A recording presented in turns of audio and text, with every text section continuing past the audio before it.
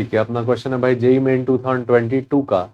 A tuning fork of frequency 340 hertz, एक tuning fork है जिसकी फ्रीक्वेंसी क्या है 340 hertz, resonates in fundamental mode with an air column of length 125 centimeter in a cylindrical tube closed eight one and. ये जो tube है ये कैसी है, सिलेंड्रिकल है और क्लोज्ड है कहाँ, एक एंड पे।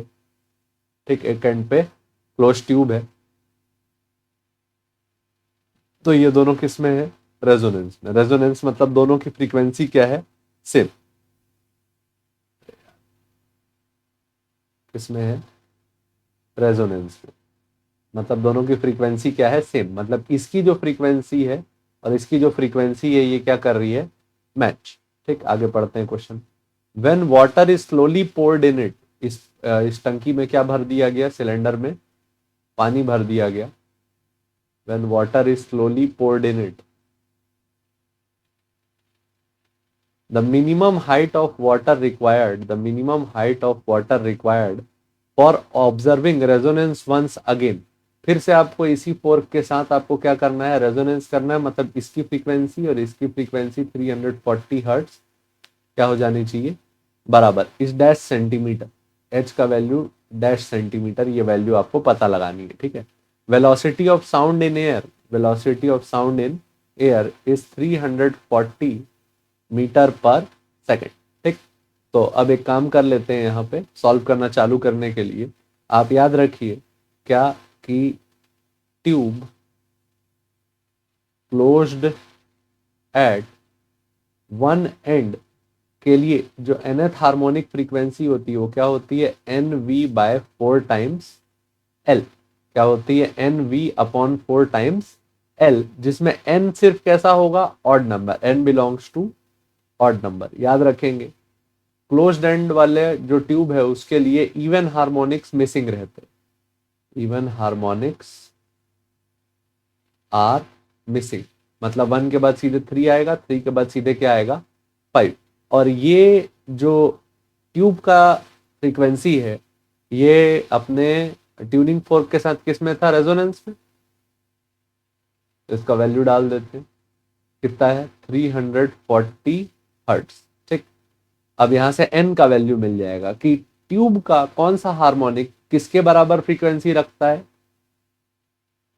Tuning fork. तो एन इंटू वी का वैल्यू कितना, 340 अपॉन 4, लेंथ का वैल्यू कितना है 125 सेंटीमीटर, मीटर में लिख लेते हैं क्योंकि सारा डेटा मीटर में, 1.25 मीटर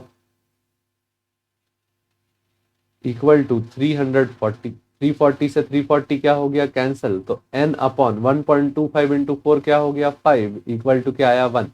मतलब n का वैल्यू क्या आ गया, 5। यानी अपन ये बोल सकते हैं कि fifth harmonic of air column was in resonance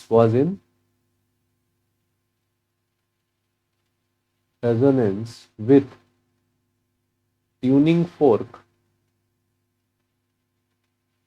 of 340 hertz fundamental frequency। ठीक है, अब इसके बाद बोला है पानी भर दिए। when water is slowly poured in it, minimum height of water required for observing resonance once again। आपको बताना है कि पानी कितना भर दे मिनिमम, जिसके लिए हम फिर से रेजोनेंस ऑब्जर्व कर सके। ठीक है, तो अगर आप लेंथ ऑफ कॉलम चेंज कर दोगे, आप क्या चेंज कर दोगे, लेंथ ऑफ कॉलम जो है अगर आप वो चेंज कर दोगे तो यहाँ फ्रीक्वेंसी क्या हो जाएगी, चेंज। तो आइदर साइड खेल के देखते हैं। देखो ये बोला है इसमें पानी भरा जा रहा है, क्या भरा जा रहा है, water is filled, water is filled in the tank, water is filled in the tank। सो जो लेंथ होगा, लेंथ क्या हो जाएगा, रिड्यूस हो जाएगा। ठीक, अगर लेंथ रिड्यूस हो गया and we need to maintain resonance with fork, fork की फ्रीक्वेंसी कितनी थी 340 हर्ट्ज, वो तो फिक्स थी। लेंथ कम हो गया, लेंथ क्या हो गया कम, और ये क्या रहा सेम। अच्छा स्पीड भी क्या रही सेम। तो इसको कंपनसेट करने के लिए जो हमारा नंबर ऑफ हार्मोनिक है, नंबर ऑफ हार्मोनिक भी हमको क्या करना पड़ेगा कम करना पड़ेगा।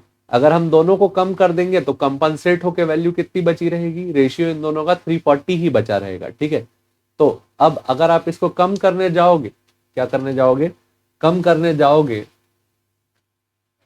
तो n का वैल्यू अभी कितना था 5, तो 5 से कम, अभी हम लोग बोले इवन हार्मोनिक्स मिसिंग होते हैं, तो सेकंड केस में n का वैल्यू कितना हो सकता था 3, क्योंकि लेंथ कम किए तो n भी कम करना पड़ा ताकि फ्रीक्वेंसी क्या बनी रहे सेम। ठीक, थोड़ा आराम से सोच लो इस फैक्टर को, पॉज करके उसके बाद आगे बढ़ना। ठीक, तो n का वैल्यू अगले बार क्या डाल दिए 3, सेकंड राउंड में क्या डाल दिए n का वैल्यू 3v/4। इस बार हमको जो टैंक है, टैंक में वाटर फिल करने के बाद,